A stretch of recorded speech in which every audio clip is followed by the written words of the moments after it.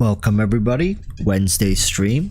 Nothing too special except we're going to be talking about something that I consider to be more than controversial, especially when you're taking a dig at someone else's favorite character, right? I'm sure Eula is actually, surprisingly, one of the more loved characters, considering how her performance really doesn't measure up to her popularity. So, I was just looking at some artifacts, don't worry about that.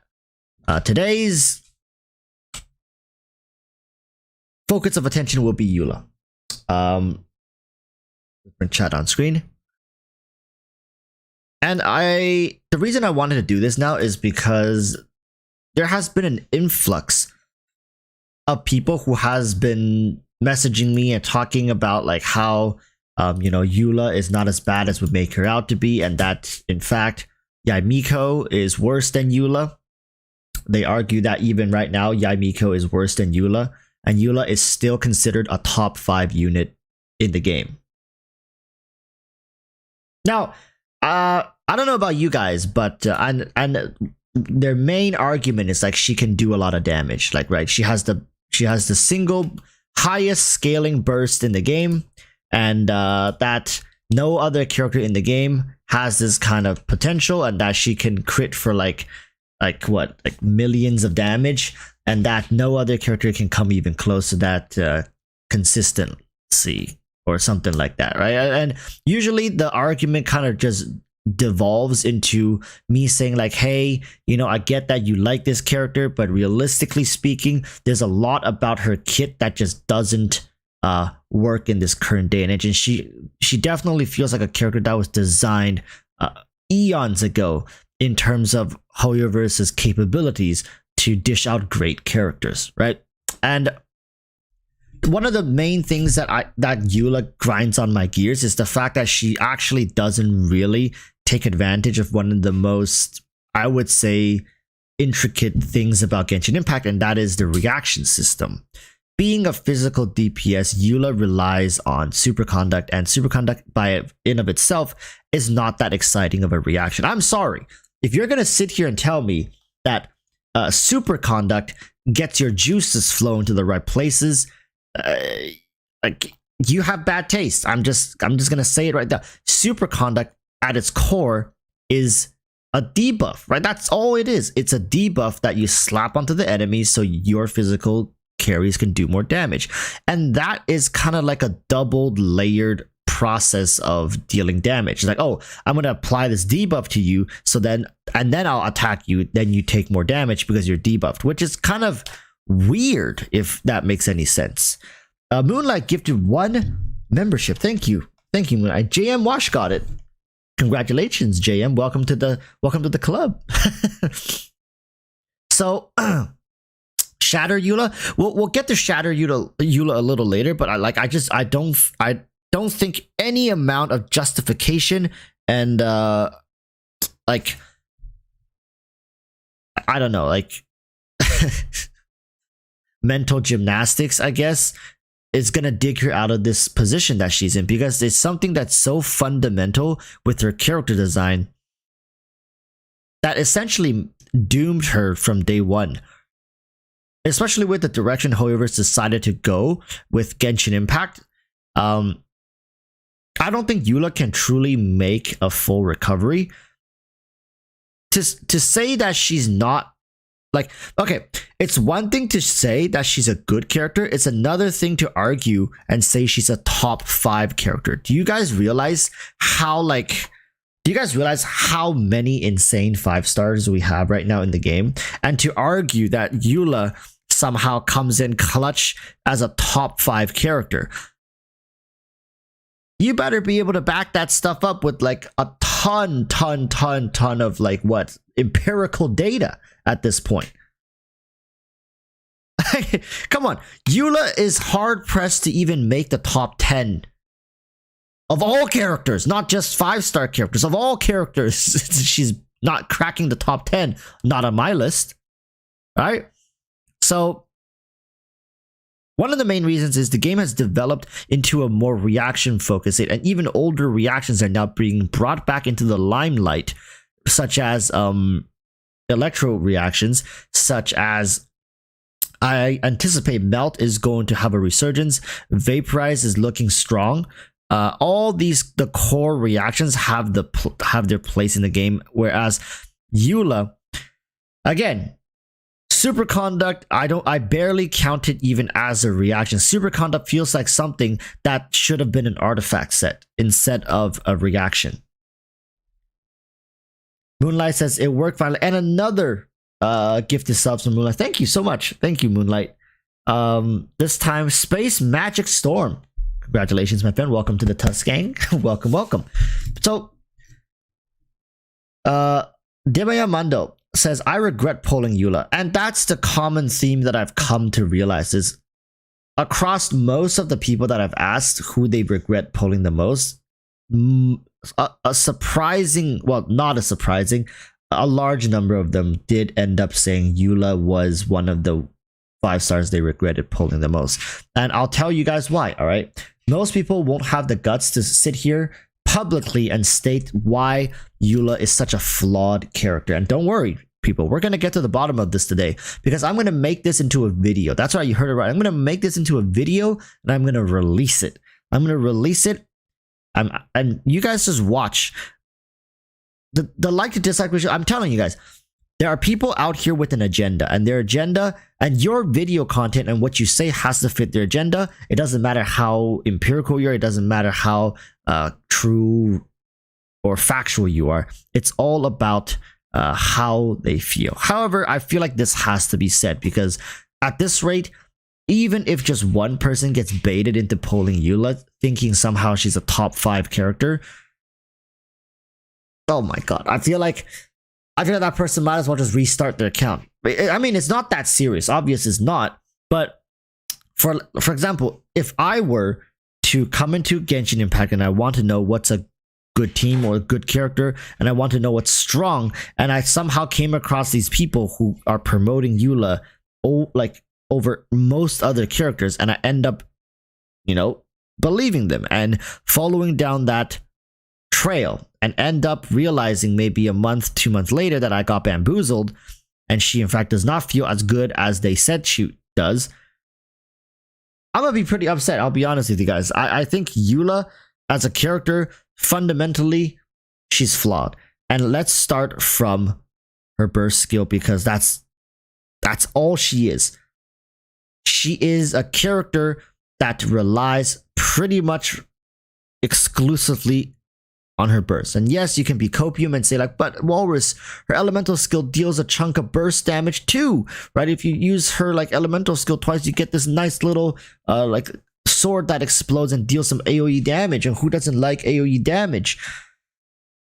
Sure, man, whatever you say. But I wholeheartedly believe Eula is mostly centered around her burst. And if you can't get Eula's burst down, you are going to struggle with this character. Let's start from the burst, because what is right with this burst currently? First and foremost, the fact that you have to charge this thing that follows you around. Listen to how weird this is. When you use your burst, you summon this little sword that follows not the enemies around, but you around, right? So you are now the epicenter of whatever is about to happen. And once you summon this little sword thing, you now have to endlessly auto attack and combo to get your little sword stacked up. And you want to get as many hits in on as many enemies as possible, to the point where in the end, ideally, you get max stacks, which is pretty damn hard. Especially for low constellation Eula. And once that happens, in a certain given radius, the sword will explode and deal massive amounts of damage, physical damage. And that's it. I believe it's an 80 cost burst. Let me just double check.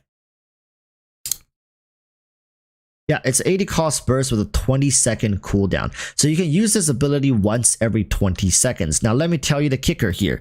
Eula's burst is so costly and has such a long cooldown that if you do not essentially one-shot the enemies with her burst,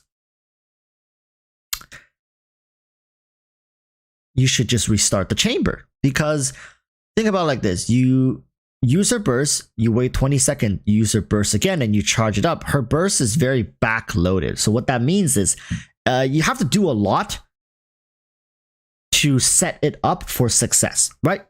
All of it comes towards the end. All the work you put in, like all the animations and the hitting and the stacking, and then positioning yourself perfectly so the burst hit as many enemies as possible, all that for, you know, a very high scaling burst. And what ends up happening is, usually if you don't kill the enemies with like the first burst, which is I mean after all your setup, your super conduct, and you set up all your supports, you probably have you're like what, 7-8 seconds in. So give or take 30-40 seconds is when her first burst fully finished and your rotation is done.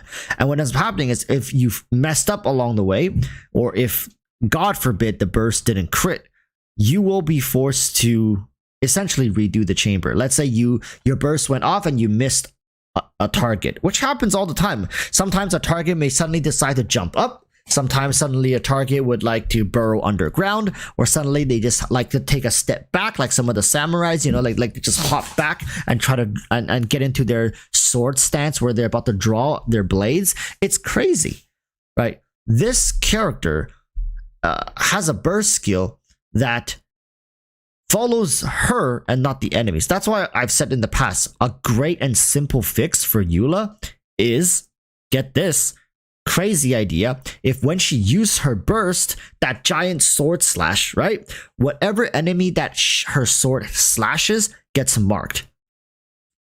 And the way you stack it up is exactly the same, but all enemies that were hit by the sword are marked, and once the time is up, all enemies, regardless of where they are, they can be underground, on Mars, frickin' in an alternative dimension, they're all going to take the physical damage. So this takes away a lot of burden for Eula mains to not only have to find the densest mob area to stack up her burst, but also to make sure she's standing in the perfect position to capitalize on her huge, like, costly burst skill. That be too OP? No, that would not be too OP, because Alvis, what are you doing right now with Eula? You are doing the exact same thing. Are you not?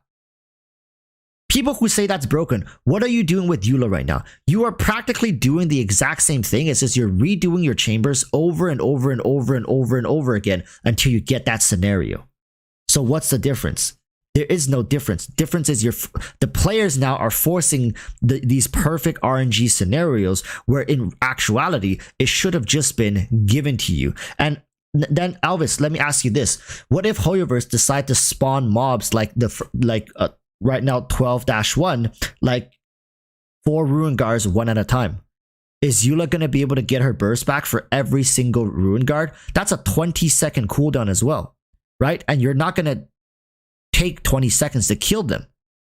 So there's like, she's still, even if every single enemy that her burst hit is automatically marked, like, look at how easy the counter is. Just spawn them in one by one, like what they're doing with the current abyss, and bam, Eula is absolutely boned. And also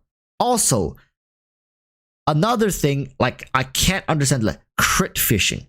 Crit fishing for her burst skill is just insane to me. Like, this whole concept of crit fishing, because everything is riding on that one burst, right? Everything. So if you don't have your Eula built to 70% plus crit rate, you are likely going to get extremely frustrated with it, because not only do you have to have the stars aligned with RNG and getting all the mobs around you in the perfect place and make sure you use your burst, and when it goes off, it hits all of them, but not only that, it has to crit.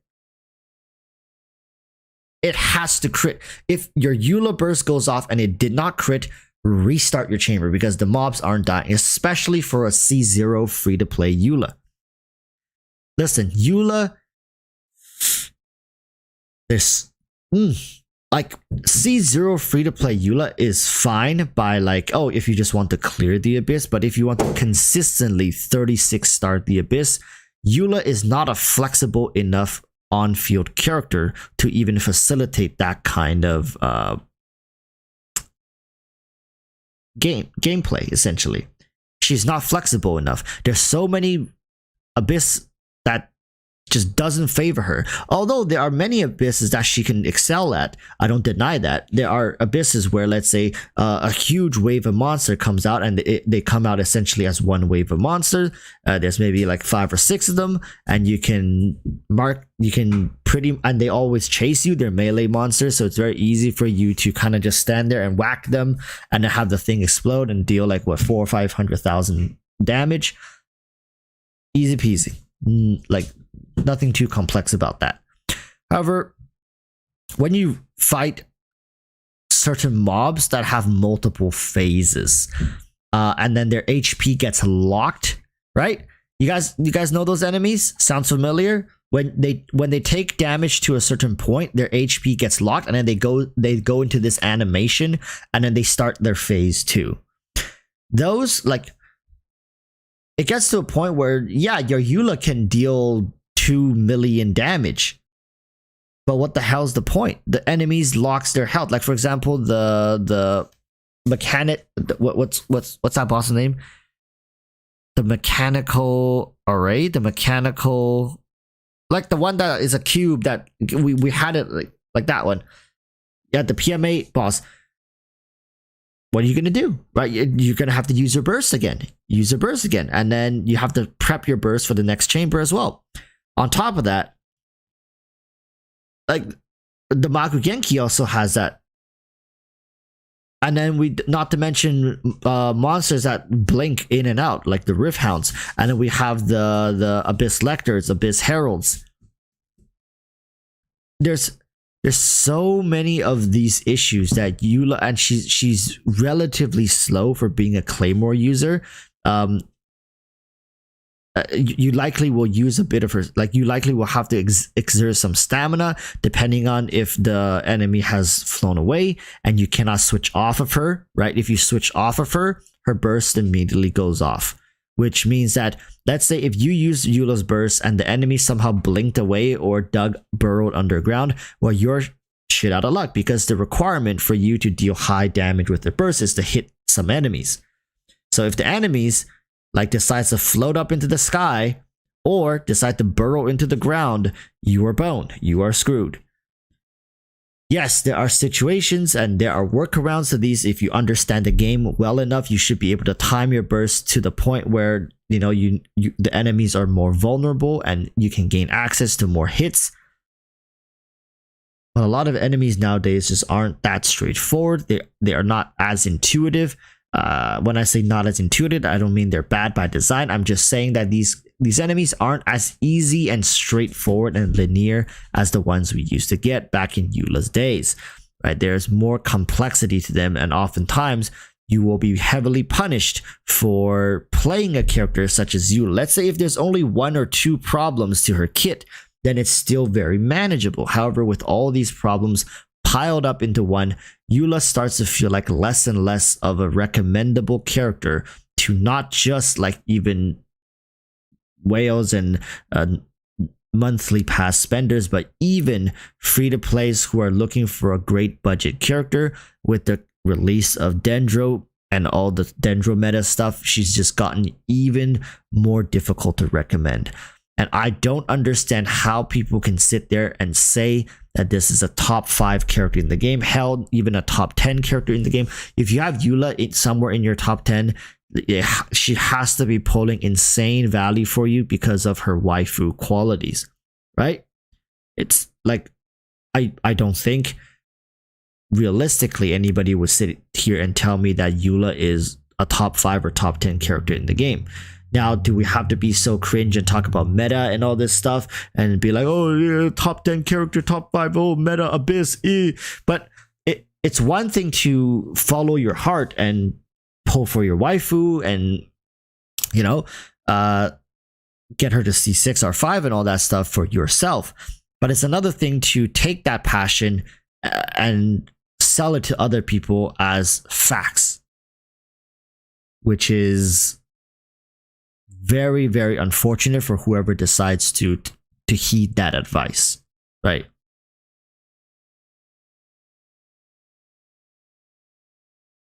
Boris says, actually, my C1 Eula performs similar as my C2 R1 Raiden. Well, if you give her the right scenario, sure, she can perform well. Like I said, if you give her the perfect scenario, she can perform even better than some C6 characters, even at C0 free to play. But it's the same as Venti, right? A lot of people hate it when I bring Venti up, and they keep saying, like, why are you hating on Venti? For no reason. But it's not for no reason.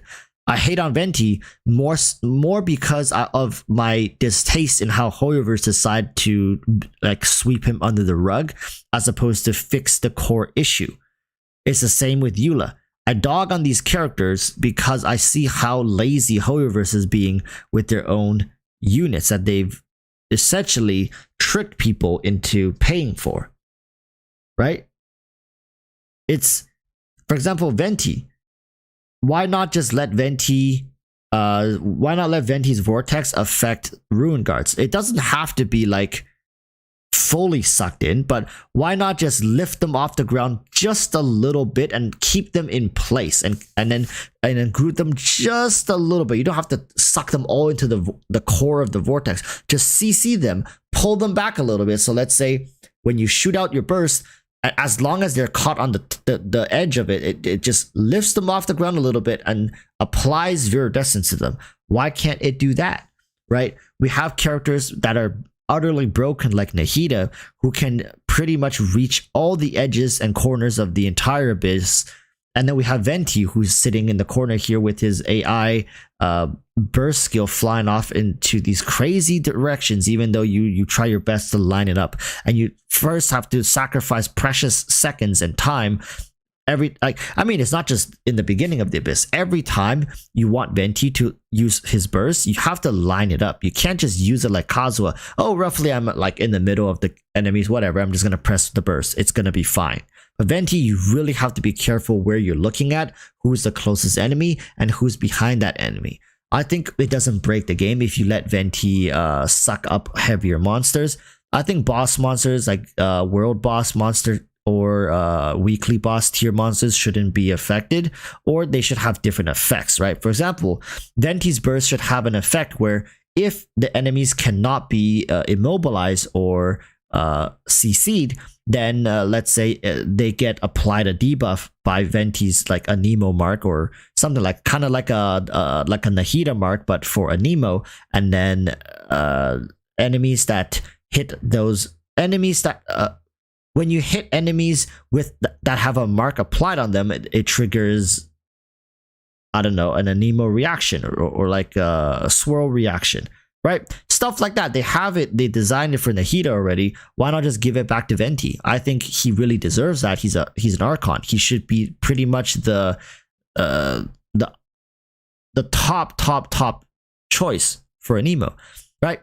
Again, like I keep saying, I don't dog on Venti because I hate Venti and I want to see him.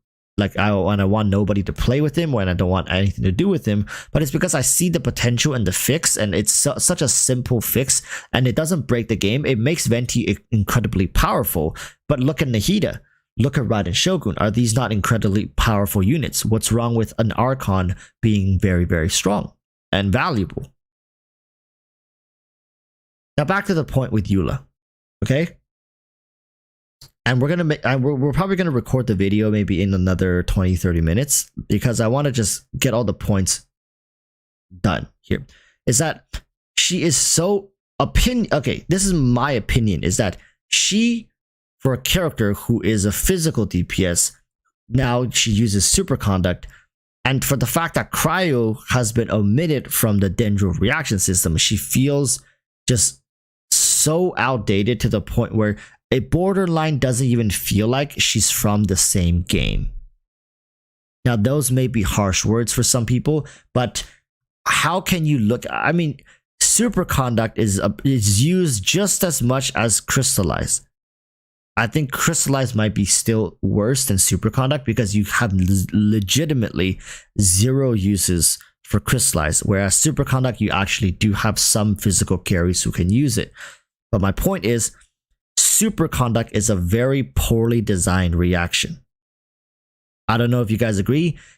Press 1 in chat if you agree, press 2 if you don't agree. And I'm going to continue talking, but I'm going to keep an eye out on chat to see whether you guys agree on this or not.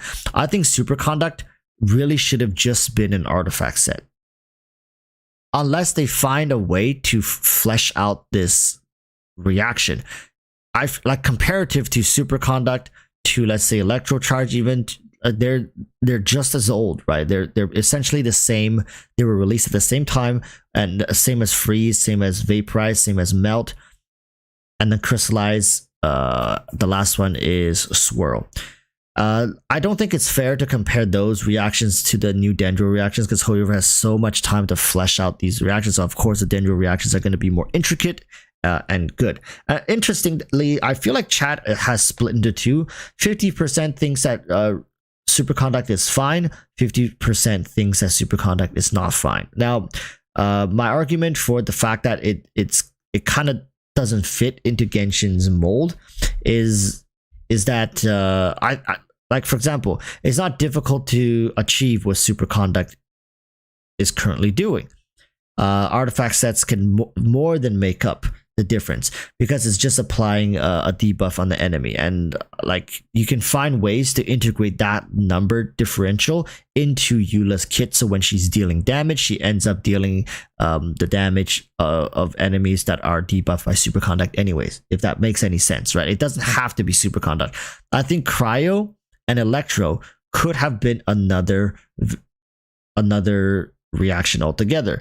Now, in my honest opinion, I feel like Cryo and Electro should have something that's a little more than just simple debuffing on the enemies. Now, I'm not saying that it has to be crazy like Hyper Bloom, nor does it have to scale as insanely as Vaporize and Melt. But somewhere that sits in the middle, kind of like Electrocharge. I think Electrocharge hits a very good niche, right?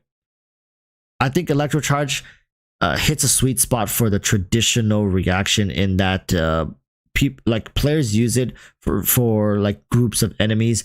Players can kind of go crazy with it. There's really no right or wrong way to play it. You just do it. It's very intuitive. I think Superconduct should have been something that's more akin to Electrocharge as opposed to Hyper Bloom, Vaporize, and Melt. And that the debuff factor could either be still in Superconduct and it just has other effects, or I'll scrap the Superconduct with the defense resistance shred altogether and put that into more of an artifact situation. Right now, no one is arguing that Eula cannot clear content. Of course she can. Every character can clear the content. But right now, Eula seriously struggled to feel like a refreshing unit that is worthwhile. I find that she is currently too punishing to play if you, first and foremost, let's say you don't have 70% crit rate. Well, she suddenly feels like very unlucky. You are gachaing essentially every time you run difficult content with her. Now, I do know a couple C6 Eula players. They do claim that Eula pretty much demolishes everything. There's nothing that stands in her way, and I do not doubt that for a second. I don't think anything in the game is really tanking multiple millions of instances of damage. But also, I think there's a little bit of misconception when it comes to Eula, and some of it was spread by, I Win to Lose Gaming, because he's the one that does all the DPS test. And when he did Eula's DPS test, he did not take into account her backloaded damage, and he measured her time for clear. I remember based on when her burst went off, as opposed to when she first used her burst, right? What ended up happening is he did not take into account the time Eula spent smashing and stacking up her burst, right? If you're going to just calculate the second of her burst goes off, I think it's very disingenuous to how she's supposed to be played, and it's misrepresenting her kit overall. I think Eula, I mean, she's a wonderful character. There's nothing wrong with you wanting to play this character. There are much worse characters in this game, like for example Aloy. There are Aloy mains out there, which is completely fine. I'm not judging. I'm just saying that don't lie to other people about the strength of these characters. We have enough characters in the game right now to the point where anybody can pick up anything that they like and make it work somehow, right? Somehow, somewhere, someone is making some character incredibly powerful. There's I think his name is Gib. He's a Xinyan main, and he's been 36 starring the Abyss with Xinyan every single rotation. Anyone can do it. You just have to put enough resources, and some character just takes immensely more resources and care, and also mastery when you play them to fully realize their potential. And Eula is a character that I truly feel like is more has more problems than she's worthwhile for. So at the end of the day, if you like her, you're going to be playing her. I'm not really here to convince you. I'm just here to say my piece, right? It's very difficult for me to respond in comments. Typing out like essentially essays and walls is also responding to emails, responding to Discord messages of people who just want to throw hands because I say Eula is not like top 5. When I was recommending people the top 10 reruns, people were like, how could you not have Eula? Like, she is easily a top 5 character in the game. I'm like, what are you smoking, brother? In what dimension, in what reality is Eula a top 5 character? Like, I don't even have a single DPS character, I believe, in the top 5 yet. There's people here saying Eula deserves top 5. I don't count Raiden as a DPS character, right? Maybe you guys can say, but Raiden is. Nahida is a DPS character. Okay, fine. If you guys want to argue that, then maybe Raiden is the only DPS oriented character that I have in the top 5. Okay. Stanley says, I have Eula and I barely use her anymore. That's a general consensus I've seen Eula players have. Most Eula players struggle to continue having her pull her own weight consistently throughout the content that's being presented to us. Now, I mean, let's see what people are saying in chat. Let's see. If anybody in chat wants to defend Eula, please like share with us what you honestly think. None of the copian stuff. What do you think of Eula as a character? What are her strengths? What are her weaknesses? Is she worthwhile to raise comparative to some of the other options we have? Let's just not talk about Dendro. Let's talk about characters released in her era. Right, we got Hu Tao, Zhao, Ganyu. These are all characters that were released in her era. Kazuha. God damn, like wasn't she released one patch before Kazuha? Oh my god. Who was released after Yaimiko? Was it Ayato?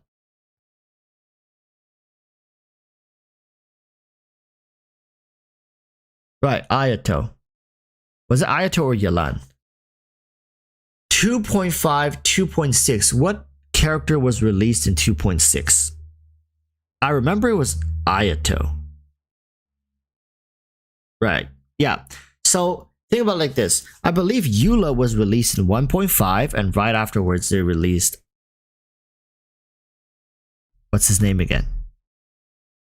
Kazuha, right? So 1.5 Eula, 1.6 Kazuha, 2.5 Yaimiko, 2.6 Ayato. Now 3.5 is going to be Dehya.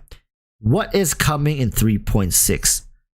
What could possibly come in 3.6? 3.6 likely will have a very worthwhile character. That's always the trend. They first get you to dump your wallet on the waifu husbando character in 3.5, 2.5, 1.5, and then they hit you with the hard stuff the very next patch. If Baiju is coming, I swear to God, he is going to be a great character. Just by the fact that Dehya feels like she's going to take some time to develop, meaning that Dehya is here to set the foundation. Dehya is here to introduce herself, but that's just it. She's not here, she's not designed to take off and take flight and bring you into the new meta. I think Dehya is supposed to slow things down, Hoyoverse right now has been traveling at a damn near light speed for the past almost 6 months. Characters have come out and they've been well developed. Nilou is absolutely destroying the abyss with Super Bloom. Nahida is revolutionizing what we see as a strong support character. On top of that, the revitalization of old meta compositions and reactions through Nahida as well, the Dendro reaction, it cannot be understated. Right now, crystallized and physical carries are in absolute horrific states, to the point where if you're not going to put some love and attention into them, you might as well just remove them from the game, right? Honestly, Hoyoverse, if you don't do something for these characters, I haven't even gotten to the worst part, is the fact that Eula in more ways than one likely should be categorized as a hyper carry, meaning that you have essentially 2 to 3 characters on Eula's team trying to facilitate a good damage environment for Eula. The people on Eula's team aren't there to deal damage. They're there to make sure Eula deals as much damage as she possibly could. By that definition, she is likely a hyper carry. And for hyper carries such as Eula to have a very backloaded damage kit, it's almost inexcusable how convoluted and over the top to get her burst off consistently is. And not only that, every single scenario, depending on how many times you hit the enemies and charge up her burst skill, will greatly affect how effective her burst skill is. It's not like a Hu Tao burst skill. It's not like a Ganyu burst skill. It's not like an Ayaka burst skill. It's not like a Yaimiko burst skill where you just press and you know what's going to happen. No, when you press Eula's burst, you need to make sure you hit as many enemies as many times as you humanly can. Because if you mess up, if you don't hit enough, if the enemy decides to flip-flop out of the way and you miss some of the combos, you're going to be missing out tons of damage in the end, right? Maybe sometimes you get a crit, you hit all the enemies, but they didn't die because you somehow missed like some crucial hits that you were supposed to hit, but the enemy RNG just made them do a backflip somersault to the other side of the chamber. What the hell are you going to do about that? You can't do anything. You restart and you try again. This constant retrying, fishing for the perfect run for Eula borderline makes you feel like you're like competing in a Genshin Impact speedrun tournament, where in fact you're just playing your C0 free-to-play Eula, which allows very little room for mistakes. Does that make any sense?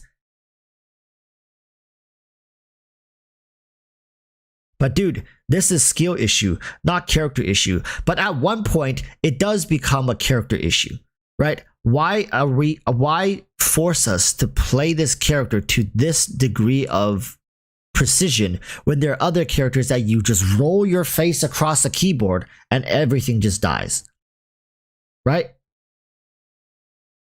It's quite absurd to even have her in this state. It's like,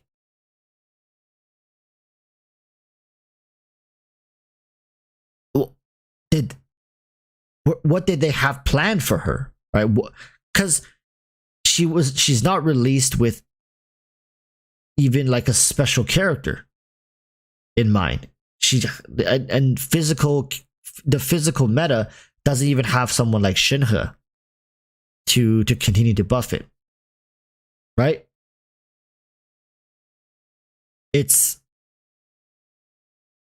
I mean, Eula mains, they're holding on strong. I'll give them that, right? Eula mains, they don't really complain. They still take a lot of pride in the fact that Eula is clearing content fine for them, right? So to them, it's fine, and she has one of the highest scaling bursts in the game. So they're all like, you know what? We're fine, good. They like to focus on the positive. They're like, look, but Eula's great. I can do this. I can do X, Y, Z with Eula. And, she works just fine, right? I don't find any issues with it. And it's just like, and also a lot of the things on her team feels like it's like you don't have enough slots as well to maximize her potential. For example, right now with Eula, some people play her with Some people play her with Bennett, some people play her with Diona, some people play her with Zhongli, some people play her with Raiden, some people play her with Fischl, some people play like there's different variations, and depending on what tier of player you're at and what kind of investments you have into Eula, you have different setups for her. And it's just like, oh my goodness, this character is in my opinion is quite all over the place. It's like there's definitely a best in slot team. I'll be honest, I haven't really researched into Eula for the last like little while here since her rerun, but man, it's so like I've actually tried to use her in some Abyss runs, but it's just difficult. It like you can call it a skill issue, you can call it a high learning curve, you can call it a whatever, but there is no other character that is this frustrating to pilot and to make consistent, right? For example, I saw someone was saying like with the proper setup, you're hitting her, like you're hitting with 60k attacks per hit, like physical damage attacks, which I mean, like I'm not saying it's bad. Obviously 60k per attack is not bad, but when characters, for example, with the current rerun like Hu Tao, who's like vaping for 80k twice every second, like you're essentially hitting for 160 to 180,000 per second, because you're doing 2 charge attacks every second, kind of. So it's like, I know people hate it when I compare these characters, like, oh, Walrus, but you're not meant to compare them. Like, do they do the job? Yes, they do. Then just get over it, right? But we're here discussing the problem and the phenomenon in which people claim Eula is this God-given gift to us Genshin players, to the point where if Eula doesn't work for you, it's a skill issue. She is perfectly fine as a character. There's nothing wrong with her. There are no faults in her design, and it's just a skill issue. Where in actuality, I truly believe that Eula has a flawed kit that, like, it's even very hard for HoYoverse to fix it. If you want to fix Eula's kit while also not making her really just completely and utterly broken, there's really no good solutions other than to rework certain aspects of her kit. Because what are you going to do? Speed up even more her burst charge, reduce her burst charge, right? Then like that essentially makes her broken. If you reduce her burst charge too much while keeping while also scaling the scaling accordingly to the amount of reduction, she's going to be doing way more damage with much less effort. And we can't have characters be doing back-to-back 800,000-900,000 like physical damage bursts on all enemies every 20 seconds, right? That's C6. I know that's C6, but I'm just saying, like, if HoYoverse even decided to make that into a C1, C2, or C0 Eula to do that, then she becomes broken, right? That's why a lot of Eula C6 players be like, oh, but my Eula is fine. I'm completely demolishing everything. Have you guys seen what C6 Yelan players are doing to enemies? Like, by the time your burst fully like charges up and you're activating it, Yelan's already halfway through the second chamber.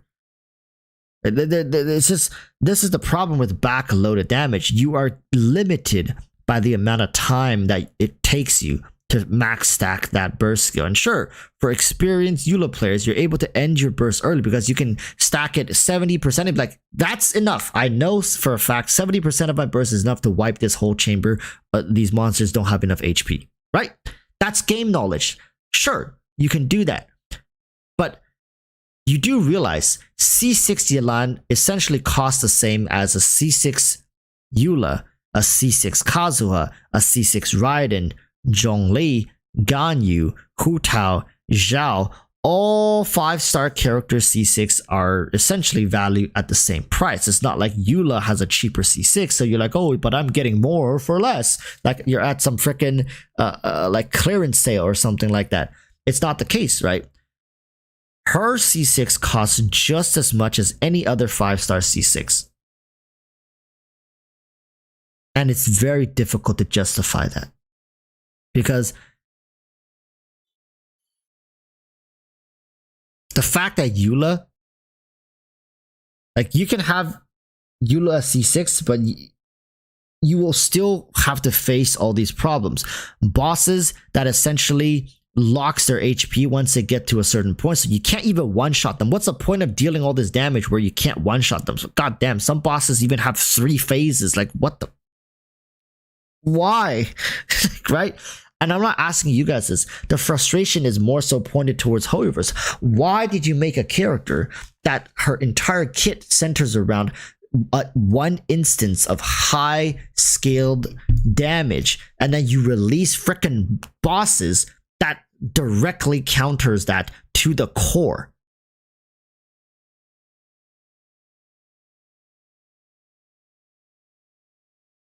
And here I was thinking that Venti somehow got shafted, but Eula here is just like, it did, and I have to say, it didn't used to be a problem when she first came out. This was a non-issue. All the monsters pretty much were getting one tapped, except for what's that guy's name? The weekly boss, the Primo Geobishop. Is that the name? Zhongli's pet turtle, basically. That boss, I believe. He came out before Eula was released. Did he? I don't remember, but that guy had multiple phases. Well, I guess Tartaglia had multiple phases. All the weekly bosses has multiple phases. Dvalin, what's his name? Andreas, I believe it's the wolf, also had multiple. Same patch as Eula. Yeah, Ajdaha, that thing. So it's like, the warning signs were all there. HoYoVerse was pretty much already like pulling the middle finger right out of their duffel bag, and we were just like, pretty waifu, sexy dance, yeah, let's pull, let's go. And people did not want to say anything was wrong with her. And granted, I'll give it to you guys that back in the day when she first released, none of this was really a glaring issue. Sure, we were looking at it and be like, that feels a little awkward. But you know what? You know, every character must have their counterparts, right? You can't have characters with no weaknesses, and that's just one of her weaknesses. It's fine. We brushed it under the rug. Fast forward to now, we have like triple or quadruple the amount of enemies that pretty much have multiple phases. We're getting to the point where I'm not going to even be surprised if next patch they release Hilichurls that are multi-phased. Oh, this is Hilichurls when they have their shield, and then oh no, they lost their shield, and you got to do it all over again. So like Yelan Burst can't even one-shot Hilichurls who have shields on them.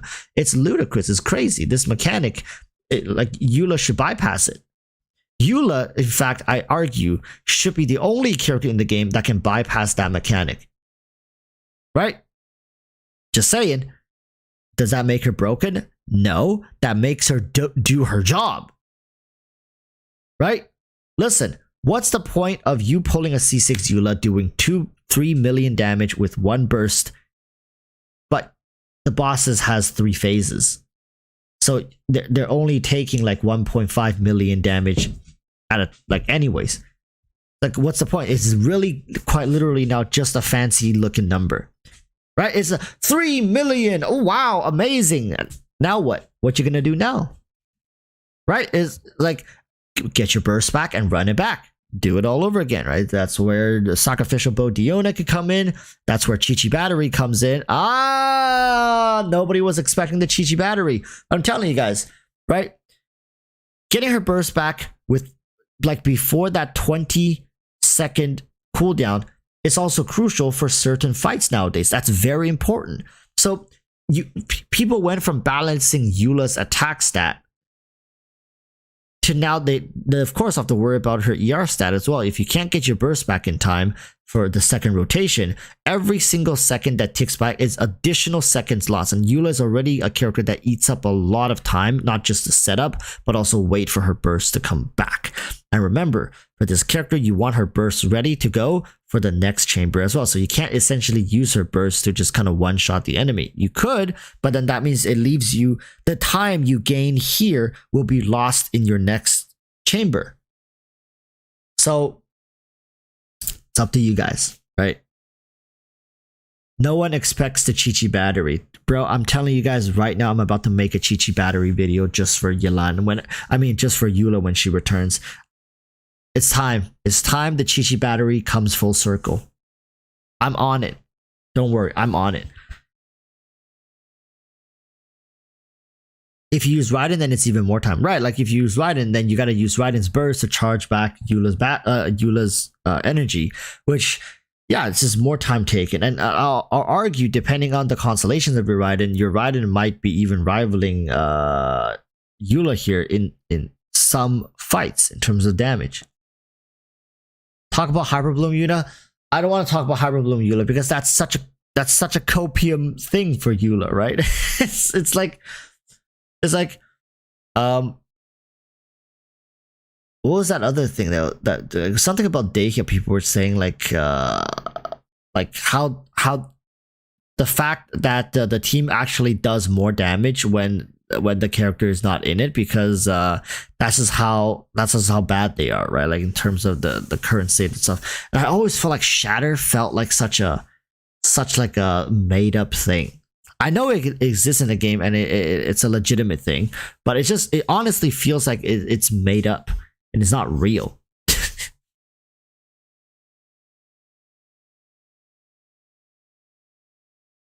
You can use Burgeon Eula with Benny. Yeah, but I feel like there are other better options. It's such a copium thing. All this is just copium. Eula was designed to be what? A physical burst damage character. That's what she was designed for. Anything beyond that, you think Hoyoverse is gonna let her escape her niche? No, Hoyoverse hates it when players can pull one character and enjoy multiple aspects of the game with that one character. They want you to pay for each unique experience you have. Hell, like I honestly feel like Hoyoverse, if they could, they'll make each Archon quest a payable DLC. Like that's, of course they want to do that, but they can't. But what they can do is control the amount of exposure a character gets to different playstyles by limiting the core of their existence and their skills and their burst skills, and make sure that they have trouble with certain synergies so they can never break free from the mold. And as long as in the future they are careful enough to not design a character that kind of goes against their design philosophy, then they're fine. They're chilling. They're cool. But yes, it's time to record this video. Right? I've said my piece and I'm going to put it into video format, and I'm going to release this video. So tomorrow, all this will be behind us. And if Eula does make a rerun, I'll want to see what Hoyoverse has in store for us, because I don't believe she's going to come back until something is going to change. It just has to be that way, right? As it currently stands, right? Here's the thing. If Hoyoverse ever does something that makes Eula better, then you guys have to agree that, hey, if Hoyoverse did that, that must mean that she was still inadequate in certain areas, right? Or else why would Hoyoverse do that? If she's already perfect, she's selling well, she's performing well, she has longevity, she's a great investment for people, and players can't wait for her rerun. They're constantly, and every time she does come back, they be dropping mad dollar bills. Then there's really no need to buff or to adjust her kit or playstyle or make dedicated supports for her, right? Because she would have been a great character. So we'll see about that. Let's record. Sup everyone, welcome back to another video, and today of course we are live on YouTube right now, and if you want to join, make sure to join Wednesdays, Saturdays, 7 p.m. to 9 p.m. Pacific Standard Time. Here with amazing chat, we pretty much kind of just went over Eula, and I mean, at this point, you guys read the title, you guys see the thumbnail. We're here today to really kind of hammer home Eula and how she kind of have fallen from grace as this once cryo queen that wields physical damage, right? So, here's the thing about Eula. What isn't wrong with Eula is really what I want to start this video off with, because I've been here rambling with chat for the last hour or so, and yes, I have talked pretty much nonstop about Eula for an hour now. Don't worry, I'm not going to keep you guys here for an hour. The whole point is to consolidate this for you guys, so let's start from the very beginning.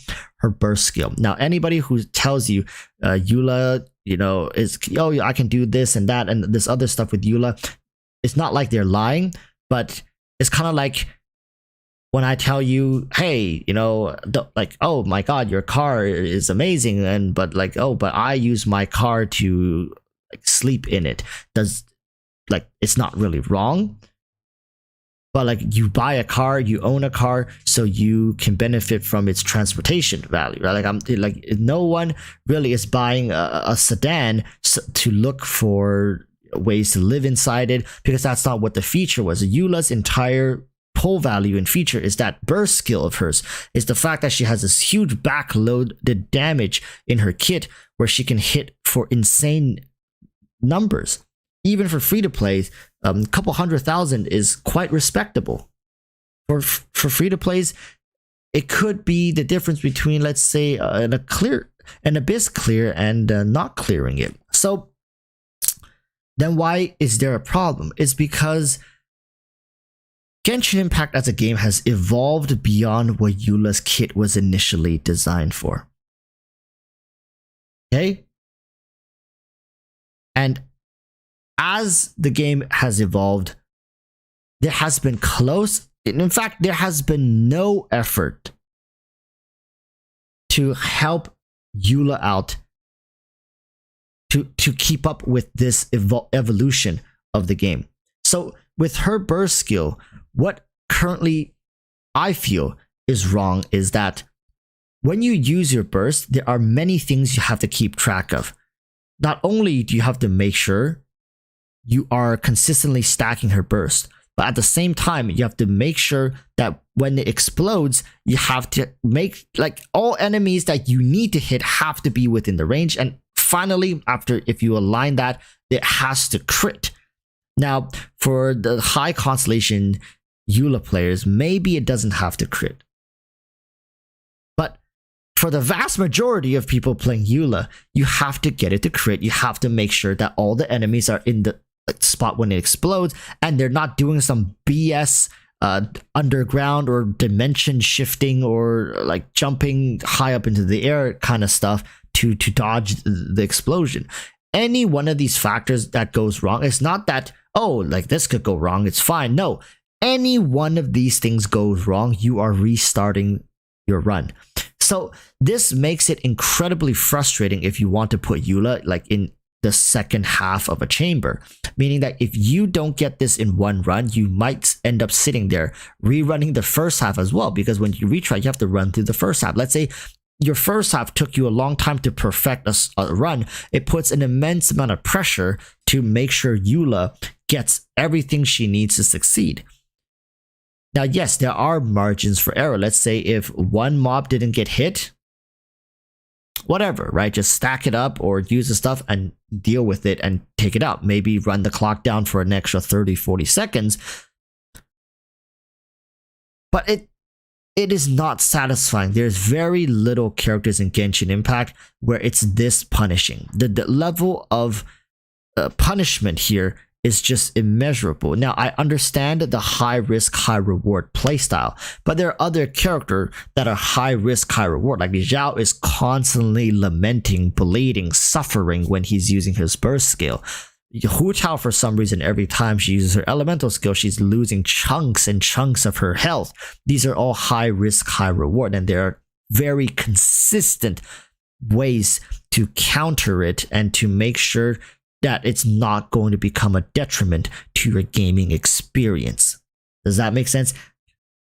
I hope you guys are keeping up with me, because yes, I am saying the fact that Eula's kit is so overly complex in all these aspects, and these things aren't like some people would say it's a skill issue, but I would argue against it because it's not necessarily a skill issue.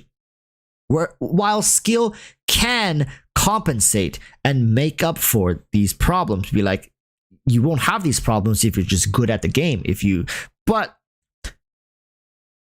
in my opinion, skill should be something that is fun to obtain, to chase after. You can't make a feature into a game that is just pure annoyance and say like, oh, but that's a skill issue. Right? Let's say if every time you wanted to do damage in Genshin Impact, it doesn't matter what reaction you play, you have to make sure your characters spin 360 degrees. And if you're 1 degree over 360, let's say you overspun, doesn't work, spin again. If you underspun, doesn't work, spin again. Does that sound like a fun feature to you? It's skill though. It is skill. It takes skill to perfectly calculate that 360 spin, right? Okay, let me just do my 360 spin. Your camera, like your character has to do a 360 spin. Oh, was that a 360 spin? That's a 360 spin. Now I can continue with my combo and damage.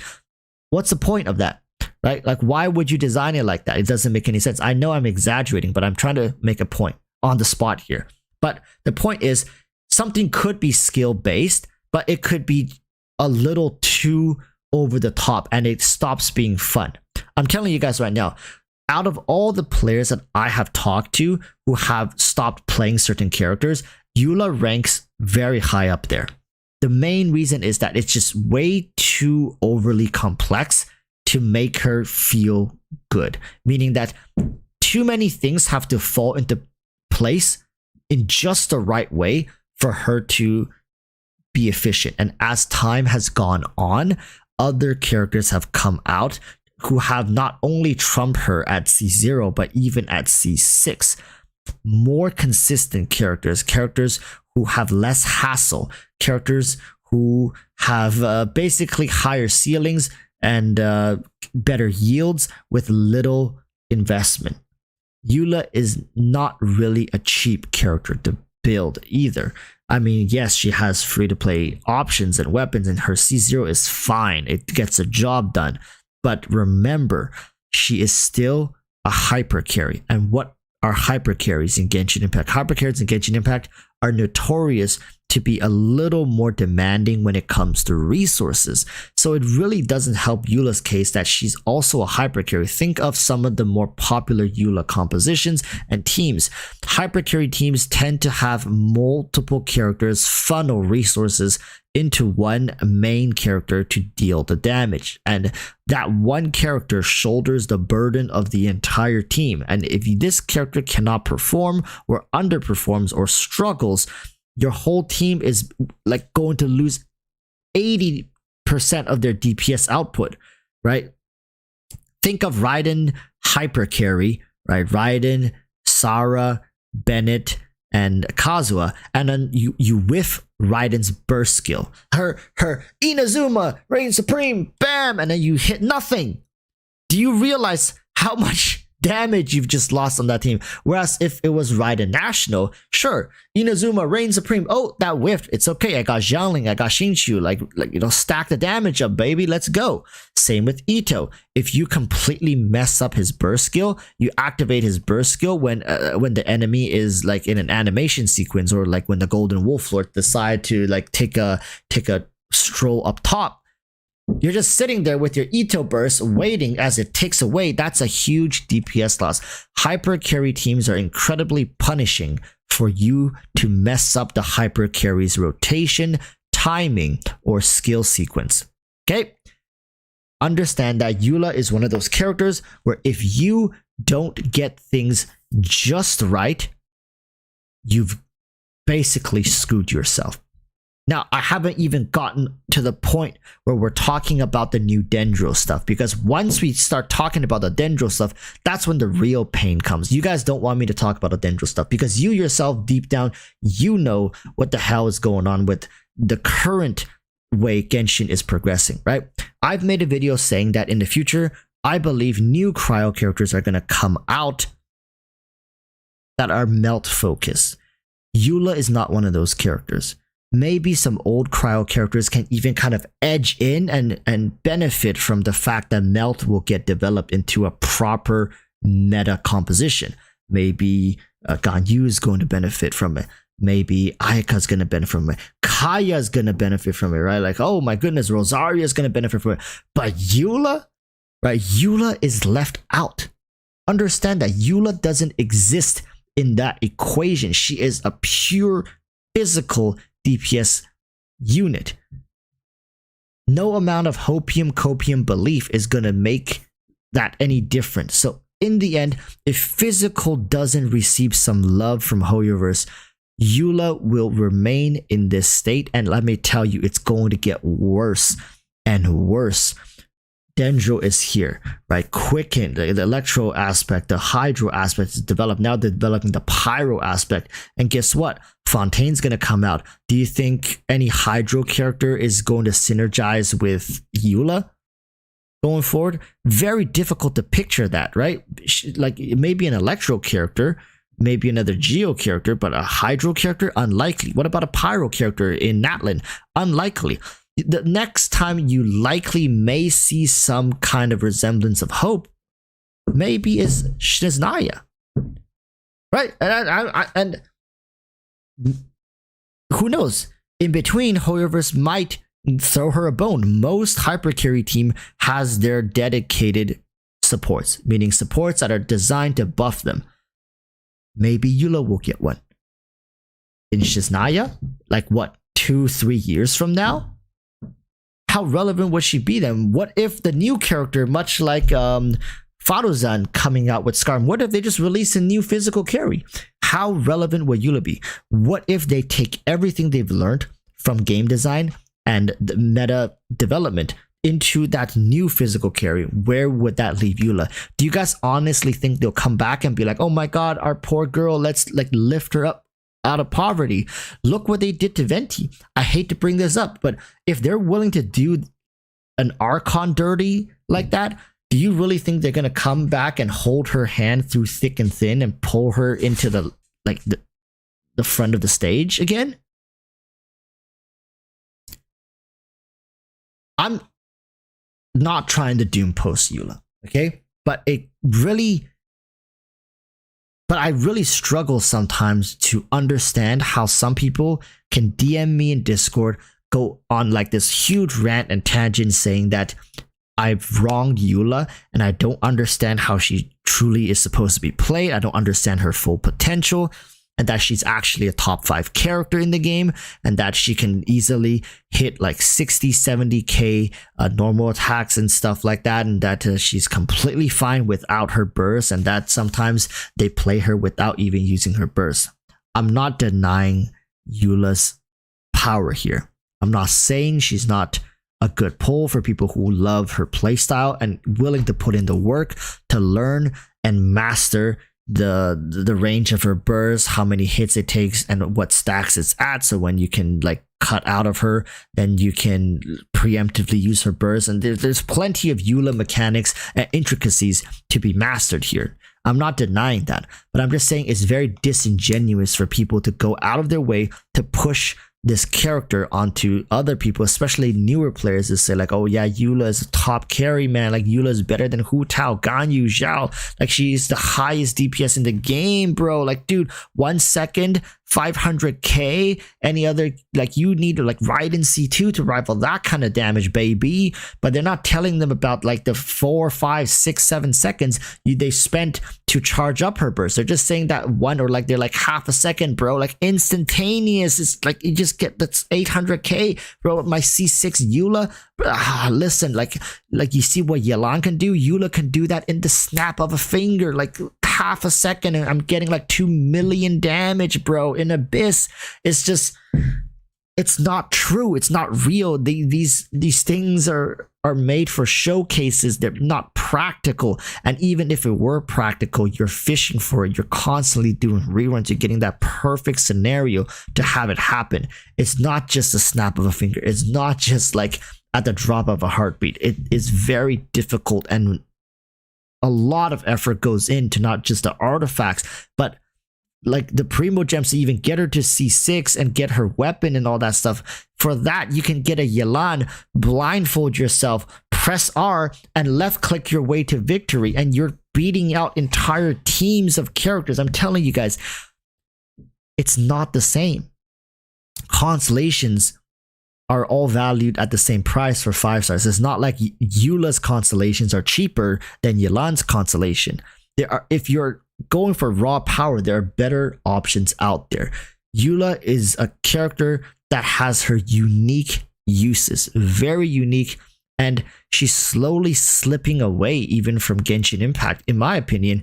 Like a physical team super conduct just doesn't even feel in the same like stratosphere or dimension as the current like Dendro stuff. even comparing superconduct to the old like vaporized melt stuff like that, electro charge, what was that, swirl and crystal. Goddamn, well, crystallize will leave for another video, but even against the traditional stuff, for the vast majority of them, superconduct feels out of place. It doesn't feel like a reaction. It feels more like an artifact set. It feels more like a character's constellation. It feels such like a small little thing that isn't truly deserving of a reaction. I mean, look at Hyperbloom, look at Quicken, look at Spread, look at how complex and interesting a lot of these reactions can become. And then you look at Superconduct, and it's like, oh, a debuff, or physical resistance, cool, right? Well, what's beyond that? There's very little beyond that. I really hope going forward, HoYoverse can reevaluate what it is to be a physical carry in Genshin Impact and take that, elevate that, work on that. Make physical carries just as prominent. It doesn't have to be like the best in the game, but it has to have a place, man. It has to have a reason to exist. Right now, I find it difficult to even recommend Eula to people. Like, what's the reason? Like, if you like her, pull for her. But I can look at Nahida, I can look at Alhaitham, I can even look at Yaimiko nowadays and give people like a somewhat legitimate reason to invest into them. But Eula, not really. Okay, and it's a little frustrating. Till next time, urge y'all to stay safe. Peace, peace. Thank you so much, chat, for sitting through this. I know it's more of a ranty video, but I need to respond, right? When people ask, I need to respond. And I think this is going to be a very rare video I make. I thought about making a Venti version of this, but Venti doesn't need me to make videos about him. Really, I think the Venti community really would appreciate it if I left his name out of my mouth. So until next time, yeah, stay safe. Peace, peace. Bye-bye. Whew, now that I got that off my chest, I'm gonna have that video for tomorrow. Kazimasa, I love me some rant videos. Yeah, I think rant videos, it's more emotional. It feels more like you're actually connecting with somebody's emotions as opposed to just hearing them verbalize thoughts. You know, sometimes mixing in a little bit of emotion there can really help the audience understand your frustration or whatnot, right?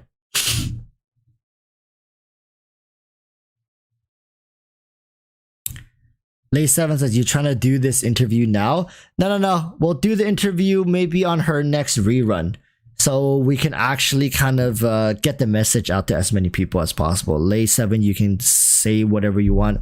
And I can say whatever I want. So this way, whenever people see it, they get both sides of the picture during a time period where it's relevant to the decisions they're about to make.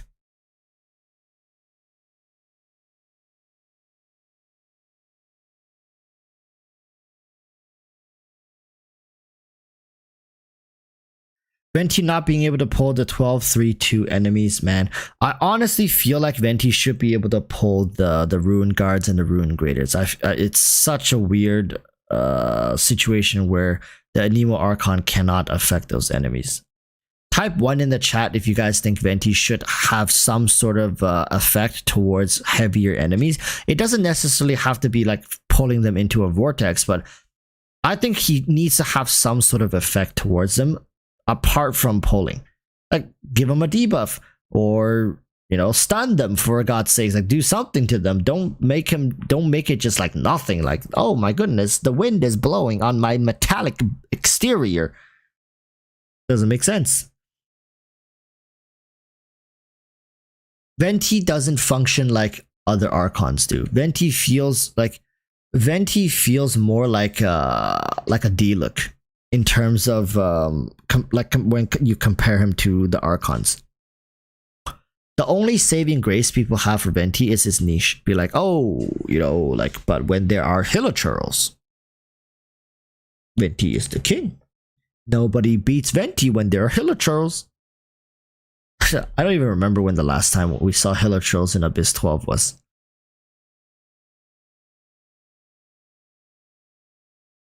Venti is better than D-Look. Last time I checked, I think Venti and D-Look are very close in terms of usage. Again, people are going to be like, oh my god, Walrus, stop it with the usage. It's cringe. It's not relevant.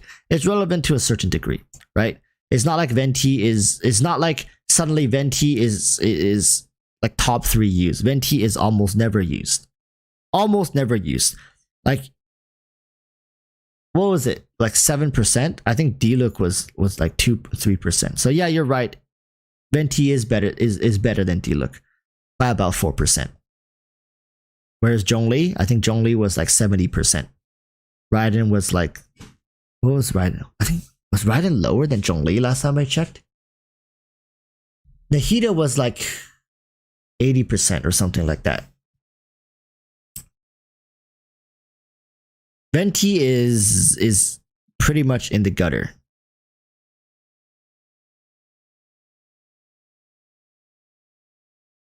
Nahida, Venti, Tignari, Yai is a very good team. That's true. You know what's a better team? Nahida, Kazuha, Tignari, and Yai. A good replacement team for that is Nahida, Sucrose, Tignari, and Yai. The problem with Venti is he has too many good replacements, my friend. It's not that he himself is bad, it's that there are other great options that can compete with him in that category. That's the problem as well. Whereas, let's say Zhongli, like for Venti, right? Why are Anemo characters good? You bring Anemo characters for Viridescence and CC. That's it.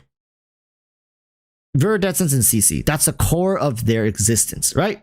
Whereas Zhongli's core is not built into an artifact set, or is not built into like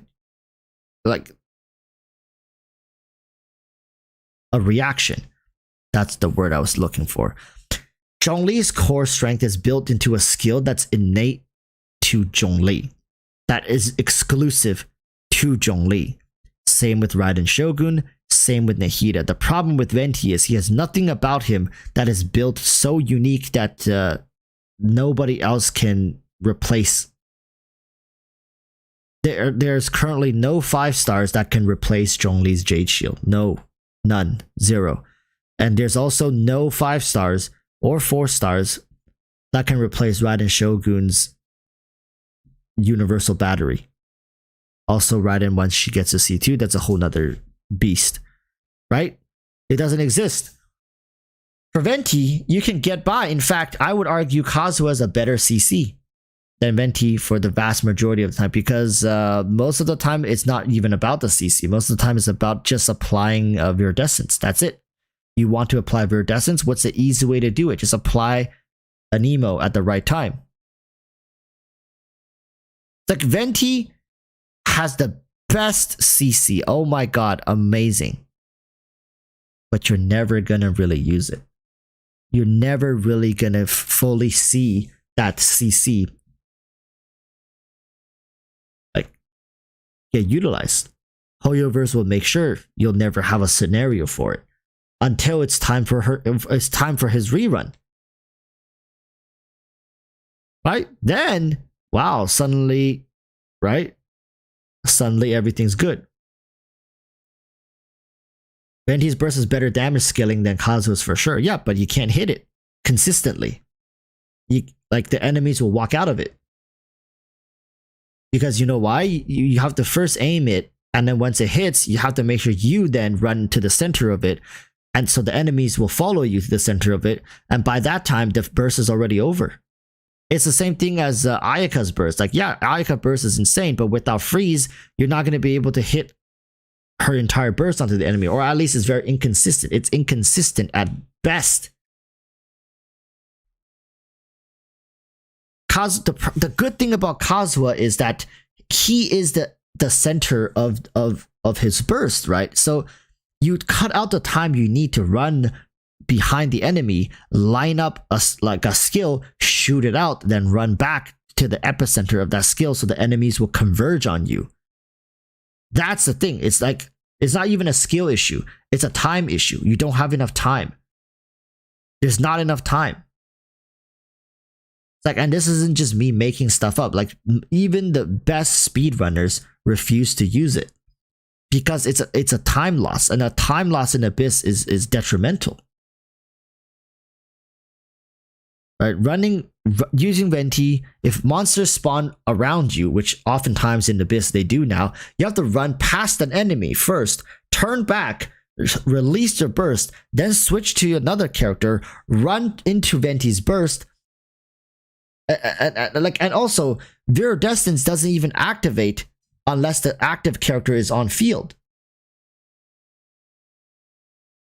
right? Like, so then you have to make sure you have an element that is in the position where you're going to shoot your Venti burst towards, so that Venti can apply Viridescence while he's still on field. Because let's say if you shoot out his burst and apply the element afterwards, you can't even get the Viridescence application.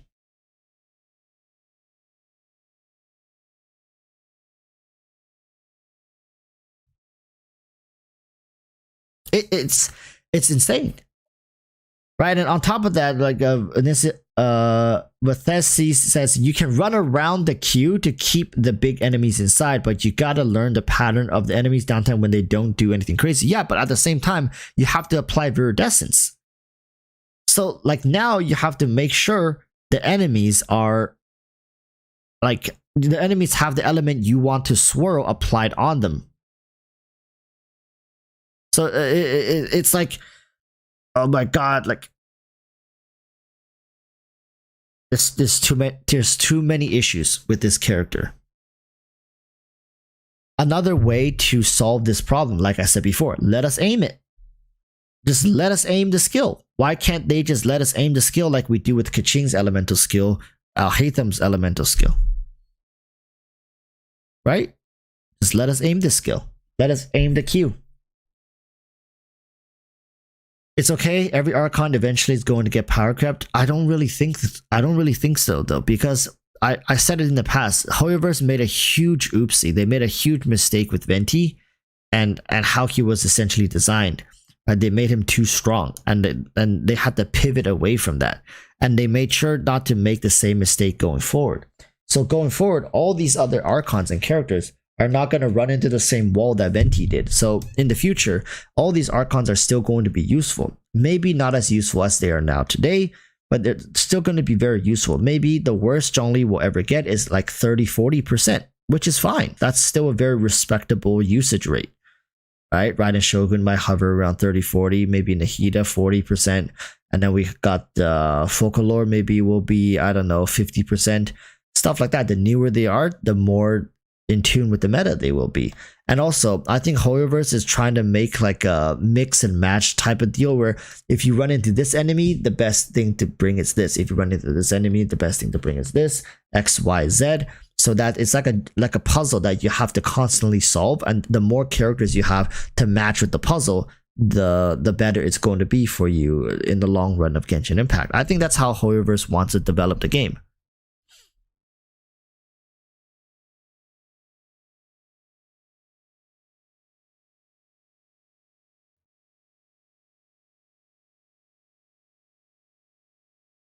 Just think of him as a regular 5-star character, not as an Archon. Maybe that will ease you quite a bit. You fix it too much, then disappoint because he bears a title Archon. Yeah, but the thing is, he was sold as an Archon, right?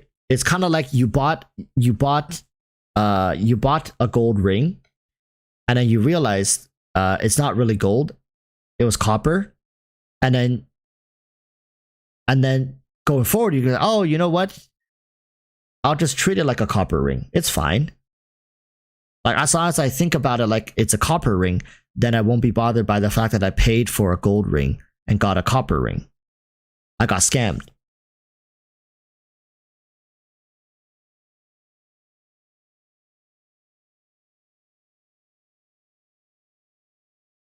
Higuera says that was the first limited unit. I would give Hoyo a pass for that. Oh yeah, like I'm giving them a pass for it.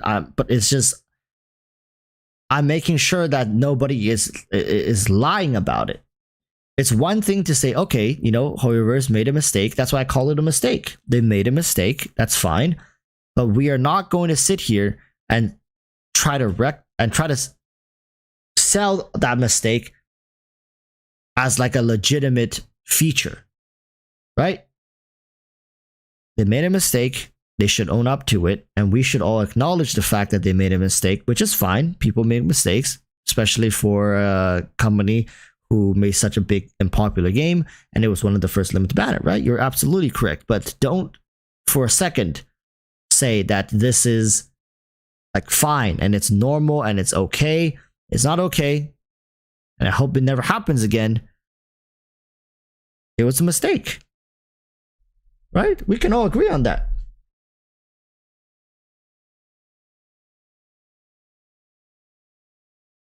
I would hate it if only Archons are allowed to be great. Me too. That's why Yelan is great, right? That's where there's all these Akazuha is great. But at the same time, when all the other Archons seem to be a leg above their counterparts, and they seem to, like, borderline Archons are like 6-star characters, except Venti. It does feel like that. Like, Archons feel like one tier above the rest, except Venti. Right? So is that a feature or a mistake? It's a mistake. And we have all these amazing characters, and that's great. And that's wonderful, right? I'll hate them. Maybe in the future, Baiju comes out, it's going to be great. We have Nilu, right? They all work in harmony with each other. Remember, it's not a competition. It's not. But at the same time, when we have to decide whether or not we want to invest into certain characters, we have to be very clear. We have to be clear-minded, is what I want to say, about what's good, what's not, what's worth it, what's not.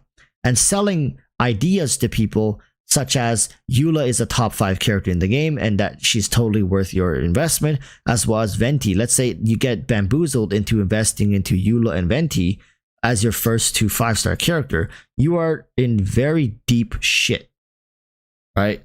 When it comes to building a powerful account. Like, for people who are like, oh, I don't care, it's okay, as long as I get a 5-star, I'm happy, then they're fine. But for people who are legitimately asking, what's the best investment I can make, right? And you told them Eula and Venti right now in this economy. Oh, bro, and imagine if they drop like $100 on the Venti banner. Right? So it's just like, okay, let's just keep it real here. There's no need to lie to people.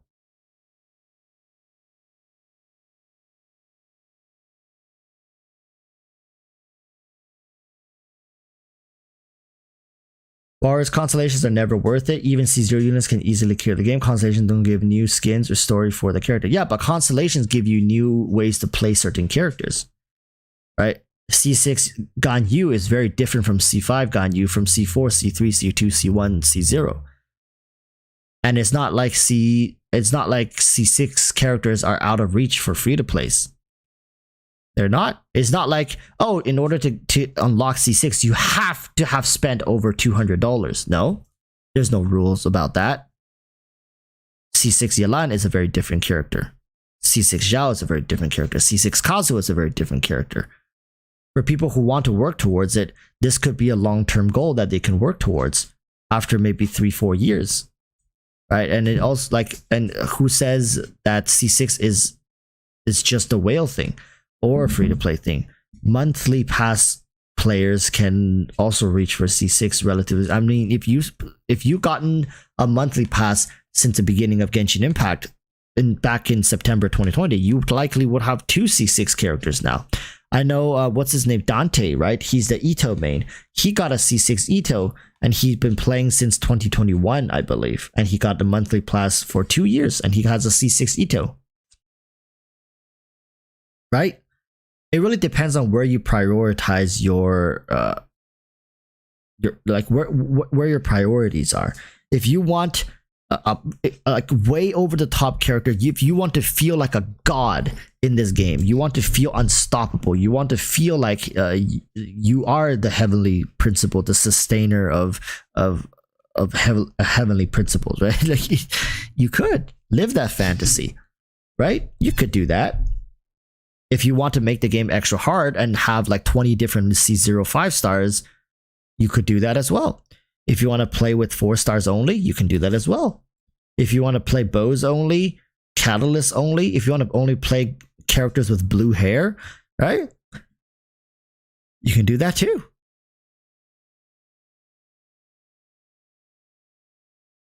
Whereas, but new ways to play a unit is also giving needless damage. You can get new ways to play just on. Okay, so then my question is, why do people buy iPhones?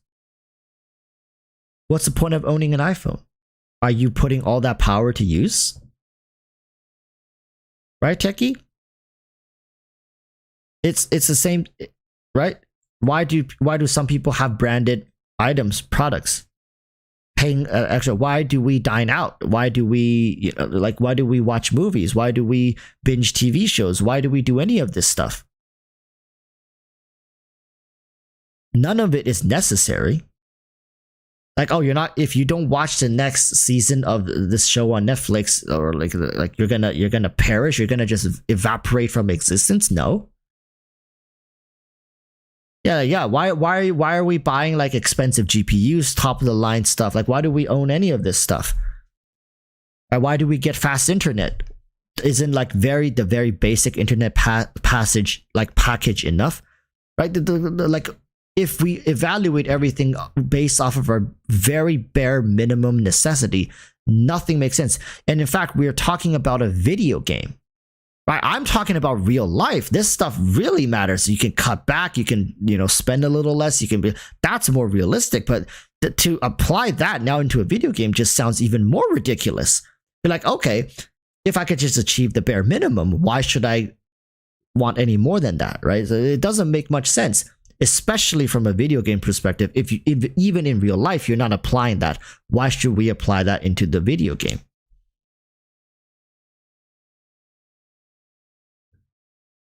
I'm saying vertical investment does not have value compared to horizontal investment if the point is new ways to play. I disagree. I feel like vertical investment, at the end of the day, it's a long-term. Think about it like this, Techie. You're trading off long-term investment. It's like long-term investment versus short-term investment. I feel like vertical investment over a longer period of time is going to pay off much better than horizontal investment. Like, for example, horizontal investment to me feels like, oh, instead of saving money for like a 401k and preparing for my retirement or preparing to retire early, I'm going to go out tonight and spend $400 at a nightclub with my friends so I can party it out and live life in the moment. That's the kind of comparison I would make. Did you have fun? Of course you did. Is it a memorable night? Of course it was. Are you going to maybe do it again next time with your friends? And in the moment, you feel amazing. You feel connected. You feel like you're in with the trend. You're feeling alive right now, right? You feel noticed, right? You feel included. Just like when you pull a new C0 5-star, everybody's talking about it. You're like, oh yeah, I got this character too. Now I can get into conversation, right? I can start, hitting people up in Reddit, the Discord, and all this stuff. But what you're trading off for is if you had put that $300-400 away and saved it, and maybe did some compound interest and stuff like that, or you just gave it to like a bank investor or whatever, or you even like just slapped it away in your tax-free savings account, or invested into some bonds or whatever the hell you want to do with it to let it appreciate. In the long run, you would have seen that this turned into much more than what you initially thought it could have been, right? And that's the trade-off. That's vertical investment, investing in the longevity. Sure, Zhao C2, C4 feels absolute doo-doo to own. But once you get Zhao C6, and especially if you know he was the right character that you wanted to main, you love him. Here's the thing. I rarely, in fact, I don't think I had a single person tell me they regretted a C6 character that they've decided. But there's a ton of people who regret C0s that they've pulled.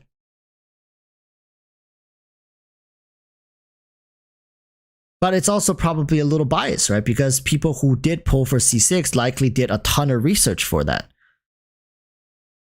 But that's precisely why I think C6s are worth it. I think one C6 Yelan is worth more than 6 C0 any 5-star. in terms of raw value. Well, it's actually 7, right? 7 5-stars. You can have a C0 Raiden, Zhongli, Kazuha, Ayaka, Hu Tao, Yelan, and maybe one other one that you guys want to throw in, right? Anybody, Scaramouche, Zhao, whoever, throw one in there, right? And I think a C6 Yelan is just better. This is one of those scenarios where the sum of the parts do not add up to the actual sum. Well, I guess it's not even the parts, right? These 5 characters, they're amazing C0 characters and they can offer you a bunch of different teams, but who needs those teams when you can just take one character and demolish everything? C0 Jinyan. Yeah, sure, C0 Jinyan. Yeah, one C6 Yan is more valuable than 700 because all the resources are now like hyper invested into that one character. You will demolish. You will honestly feel like a god. Like you will feel like a god. You will feel like you're on top of the world. And that euphoric feeling of watching these like I don't know what it is about certain characters, and once you get into heart, like same with Yoimiya. C6 Yoimiya feels like it feels different.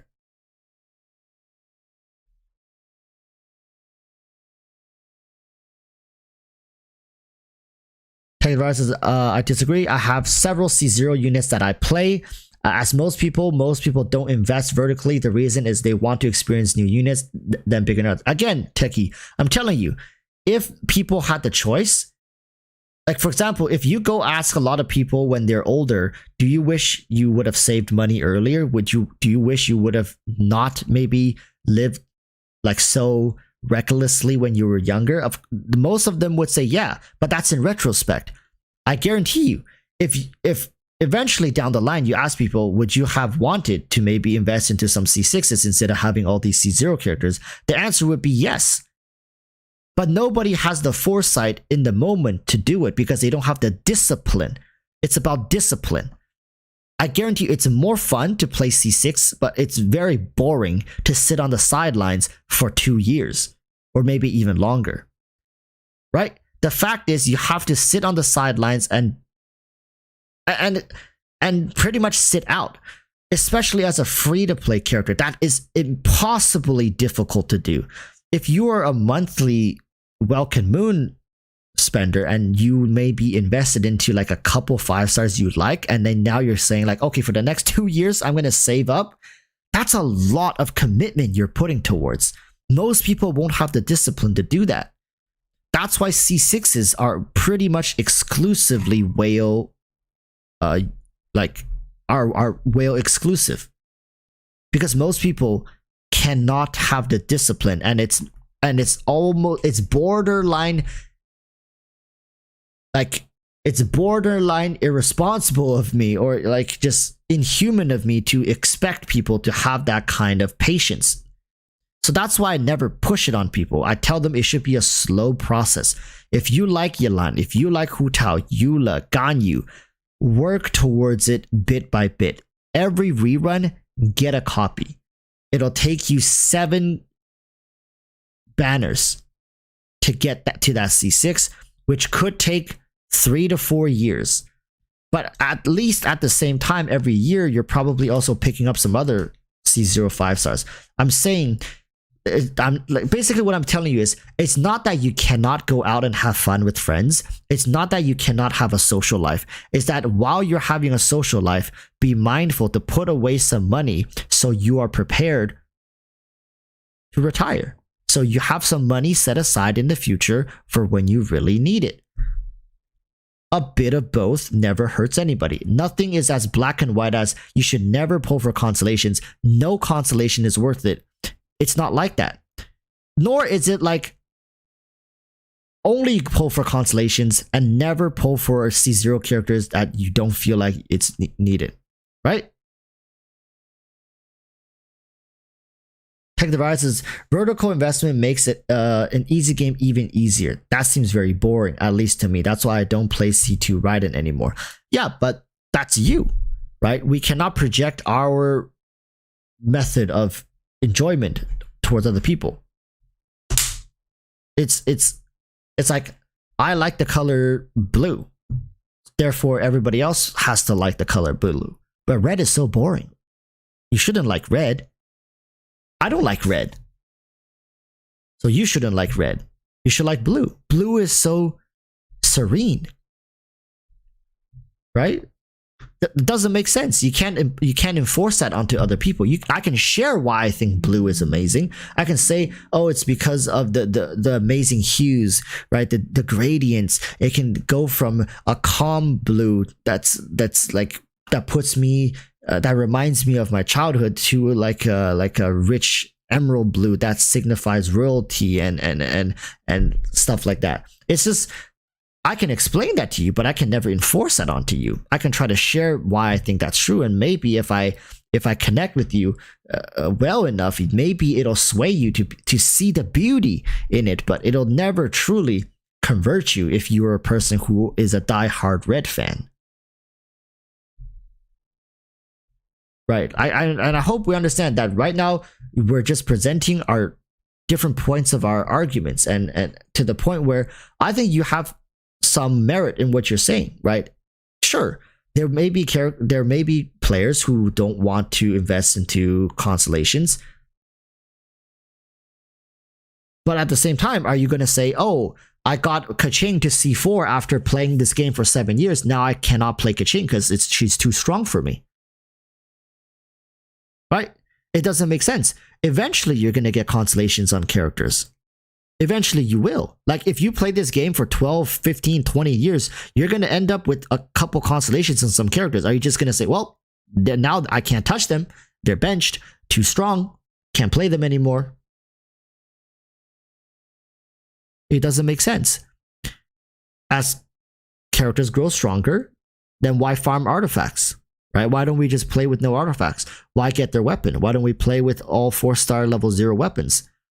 Right? Now, why not make the game just like ridiculously more difficult? Why even pull for 5 stars when 4 stars can clear the game? You see what I mean? Like it's like we set limitations for ourselves.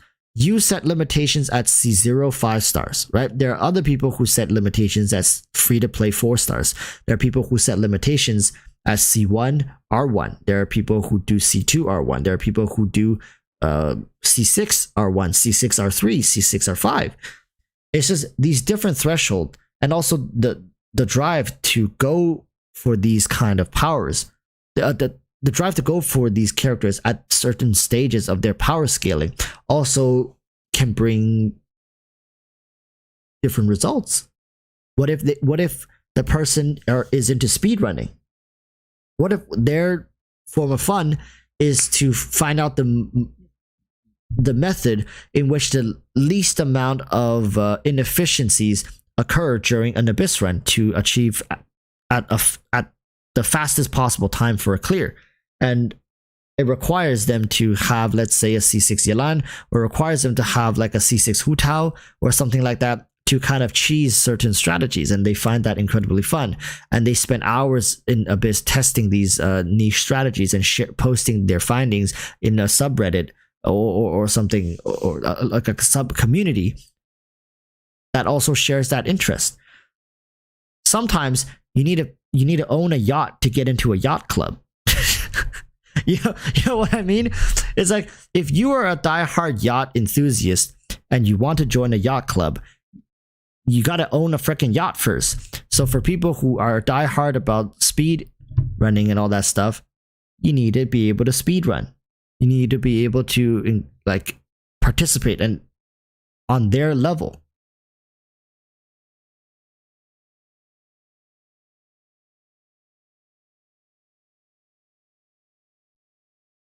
There's no problem on getting constellations passively, but spending money to the point you hurt yourself financially to get constellation is not worth it. Oh, for sure. Oh, damn. It's the same thing for like buying alcohol, spending excessively, like just shopping in general, shopaholics, right? You buy a bunch of new clothing even though you don't need it, and then you end up going broke. You rack up a bunch of credit card bills that you can't pay back. Genshin, gacha, and the constellation is just one form of spending. right? It's like people who have problems will find it very difficult to resist these urges.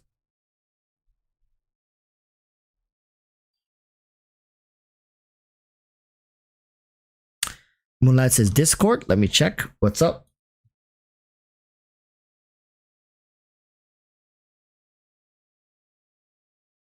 Para Messi, Messi, Messi, Messi, Messi.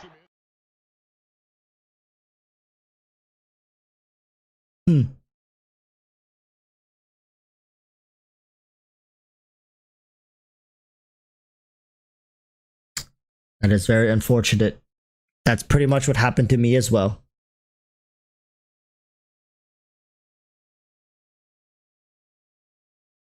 Or else you can also host debates on top of it. I don't know if I can keep people in check.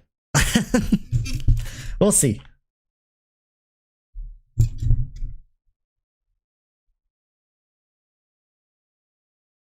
I think the rest is, just to be clear, I'm not saying my opinion is gospel or anything. I just like to have variety. Yeah, for sure. For sure. But eventually, Techie, you're going to get bored of a variety and you're going to want a little bit more, spice to it. Like, I remember there was a point in my life where I liked to try a bunch of new foods. I always wanted to eat at a different restaurant. But as I got older, I realized there are a couple restaurants that I really, really like. And if I were to graph and chart this stuff out, I think you would see exactly which of the restaurants that I really prefer over time. I just go to them more. I frequent them more. When there's a special occasion, I like to frequent them. When something good happens, I like to be there. Right? When I have a craving, I like to go there. It's the same. Like when I was young, I just wanted to try a bunch of different things. I wanted to explore. I wanted to find out. I wanted to see what's available for me. But the older I get, the more that I start to gravitate towards things that I know are good. I don't want to spend more time experimenting, try things out, because every day feels like a day that's lost as opposed to another day that's, to be gained or to be explored. Stuff like that. It's like quality versus quantity. Exactly. Nowadays, I very much focus on quality. Characters that I like, things that I like, I would spend a lot more time and effort doing it.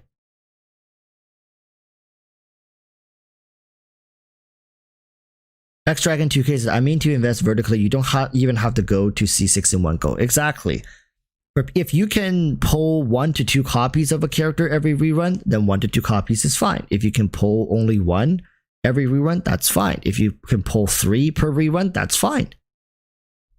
But eventually, you can work your way up there and you'll be very proud of the process that it took you, right? For somebody who, let's say, only buys the Welcome Moon every month and it takes you 2 years, so be it. But you got it, right? You got there. I think that's something to be proud of. For all that time you spent logging in, doing the stuff, running the quests, right? You're doing the Hoyoverse's little mini games. But in the end, the trade-off is you get to live like a whale. In terms of comparison, you are just as powerful as certain whales are in the game. And that's from the patience you have.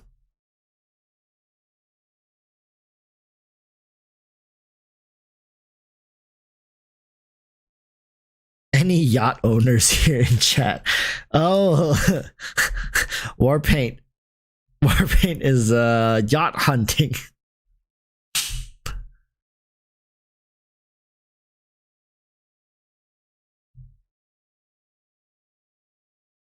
Probably no yacht owners in chat. Oh, for sure, but I will only go for cons that are early and transform to like C1 Ito. I wouldn't even say C1 Ito is that transformative. I would say, I mean, yeah, it's not bad. It's not, C1 Ito isn't bad, but I don't know. Instead of getting C1 Ito, I'd much rather get like a C1 Yalan or C1 Ganyu or C2 Raiden Shogun. Stuff like that. But then again, C1 Ito isn't bad because Ito is a hyper carry. Like getting constellations on hyper carries usually aren't a bad idea.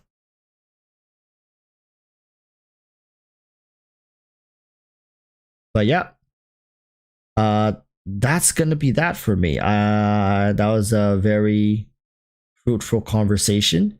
I enjoyed it a lot, and yeah, I'll have that video up tomorrow. Hopefully, when I edit it, it's not gonna sound too cringe.